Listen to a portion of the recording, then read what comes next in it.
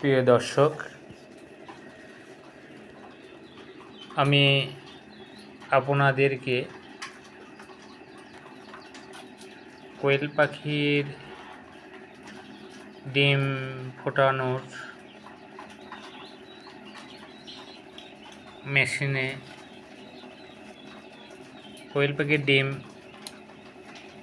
আমি দিয়েছি এবং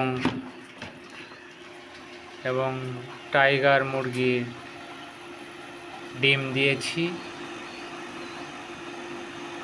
9টি। তো আমি ছোট ইনকিউবেটরে আমি বাচ্চা ফুটিয়ে থাকি। তো প্রিয় দর্শক, আমি অল্প খরচে কোয়েল পাখি পালন করে থাকি।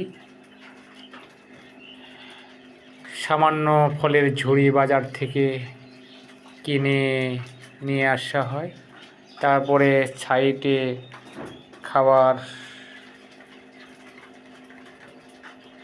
খাবারের পাত্র বাঁধিয়ে দেওয়া হয় এবং পানির পাত্র সাইডে দেওয়া হয়েছে। অল্প খরচে এই ফলের ঝুড়ি দিয়ে আমি খাঁচা বাড়িতে আমি নিজেই তৈরি করেছি ফলের ঝুড়ি দিয়ে। দেখেন, অল্প খরচে আমি বাড়িতেই এই খাঁচা তৈরি করেছি। আমি আপনাদেরকে অল্প খরচের মধ্য দিয়ে কিভাবে পাখি পালন করা যাবে আমি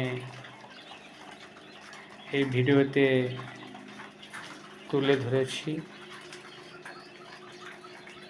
এতে করে খরচাও কম হচ্ছে, পাখির রোগবালাই কম হবে। প্রিয় দর্শক,